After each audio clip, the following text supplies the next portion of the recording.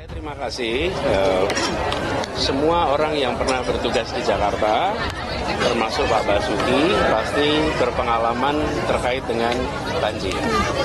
Apalagi Pak Basuki, karena banjir yang kemarin itu bukan apa-apanya dibanding banjir yang pernah dialami Pak Basuki. Dari Bapak Anies Baswedan sebagai gubernur, dan yang begitu menyedihkan apa yang dulu menjadi capaian dari Pak Jokowi, dari Pak Ahok, dari Pak Jarot, ternyata hal-hal yang positif untuk rakyat itu banyak yang tidak dilanjutkan. Contoh pembuatan taman, air petra, dan berbagai hal yang sebenarnya di dalam penataan tata ruang Jakarta itu agar memperhatikan kelestarian alam itu tidak dilakukan dengan baik. Oleh karenanya, kita juga menjadi bertanya sekarang, kapan fraksi PDIP siap untuk menginterpelasi dan kalau perlu memakzulkan Anies Baswedan sebelum kota ini menjadi tambah rusak dan runyam, atau seperti kata Ibu Megawati menjadi tambah amburadul, bahwa sumber masalah atau akar masalahnya dari malapetaka Jakarta ini berasal dari balai kota. Namun data 2016 dan 2017 ini tidak dimunculkan. Ya akui saja bahwasanya di era kepemimpinan Anies Baswedan, penanganan terkait persoalan banjir ini jelas-jelas sangat buruk sekali. Tidak ada perbaikan sama sekali yang dilakukan oleh Anies Baswedan terkait penanganan persoalan banjir. 13 aliran sungai itu menjadi kewenangan pemerintah pusat. Betul. Sehingga perlu ada kolaborasi antara pemerintah pusat dan pemerintah daerah dalam hal pengentasan persoalan banjir Jakarta. Hari ini yang kita dapatkan, sama-sama kita saksikan, tidak ada satupun kali di 13 itu yang sudah dilakukan eksekusi oleh Pak Anies.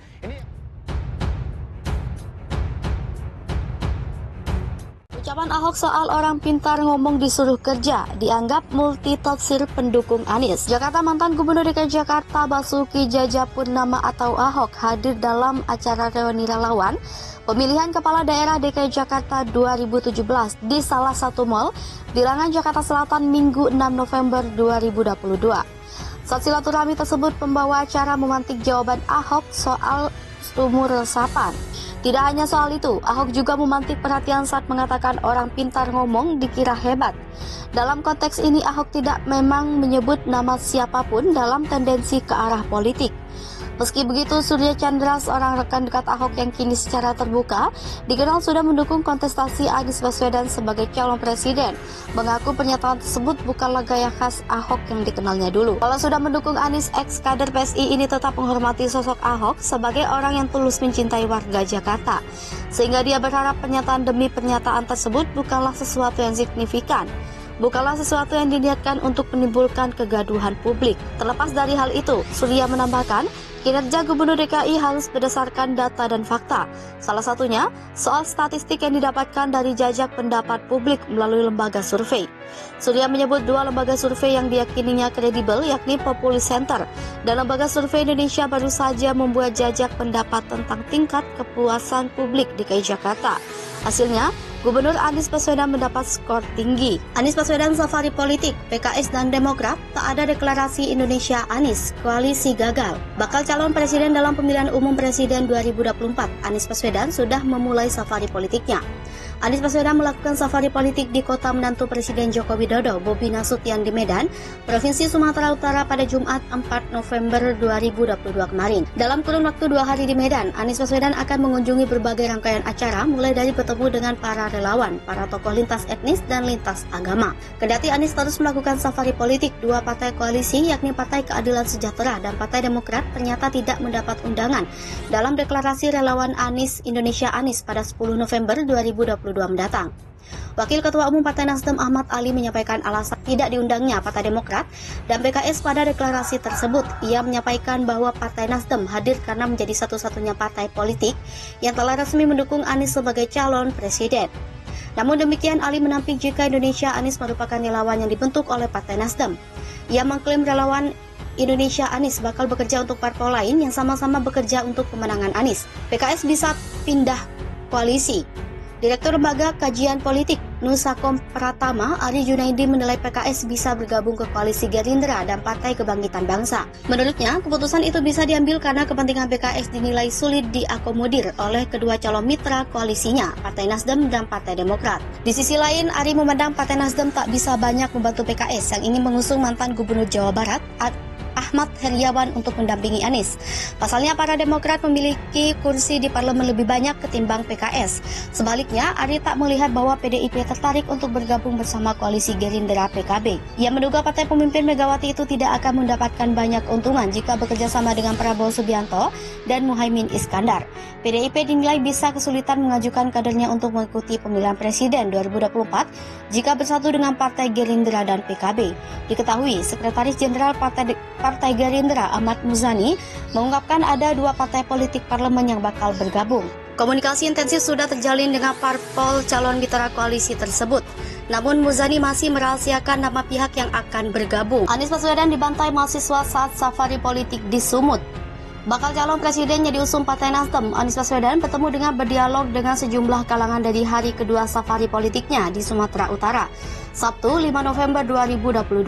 Salah satu kegiatan yang dihadiri Anies adalah menggelar diskusi dengan kalangan mahasiswa dan pelajar di Kota Medan. Ketua Koordinator Pemenangan Pemilu DPP Partai Nasdem, Prananda Suryapalo, yang memberikan kata pengantar dalam diskusi tersebut, mengatakan sosok Anies Baswedan banyak memberikan motivasi bagi kaum milenial dalam meraih cita-cita sebagai pemimpin. Karenanya, kata Prananda, ia meminta mahasiswa dan pelajar yang hadir tak segan mencecar Anies dalam forum diskusi dengan mahasiswa dan pelajar di Kota Medan yang bertemakan dibantai diskusi bareng dan santai berlangsung di PSP Center Kota Medan Sabtu 5 November 2022.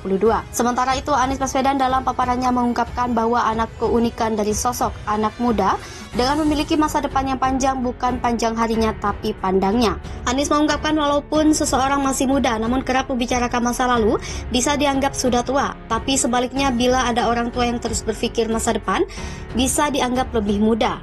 Mantan Gubernur DKI Jakarta mengakui dirinya sangat menjadi pelajar dan mahasiswa aktif di organisasi internal seperti OSIS dan BEM.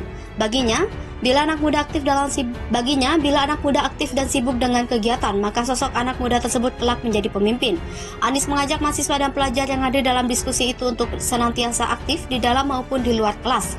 Karena sosok pemimpin masa depan itu dapat melakukan kegiatan seimbang antara di dalam kelas dan di luar kelas. Pada agenda sebelumnya, Anies Baswedan juga diajak menyapa ribuan relawannya di kantor sekretariat bersama relawan Anies Baswedan di Jalan Sunggal, Medan, Sumatera Utara.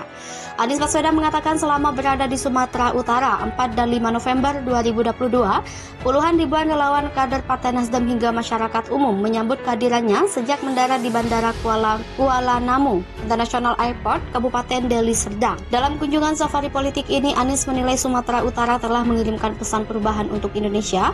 Pesan itu terlihat dari semangat dari puluhan ribu relawan yang setia menghadapi berbagai tantangan demi menyuarakan perubahan ke depan. Untuk meraih perubahan Indonesia lebih maju dan sejahtera, Anies mengajak seluruh relawan untuk tetap menjaga semangat dan satu persatuan untuk kemenangan di Pilpres tahun 2024.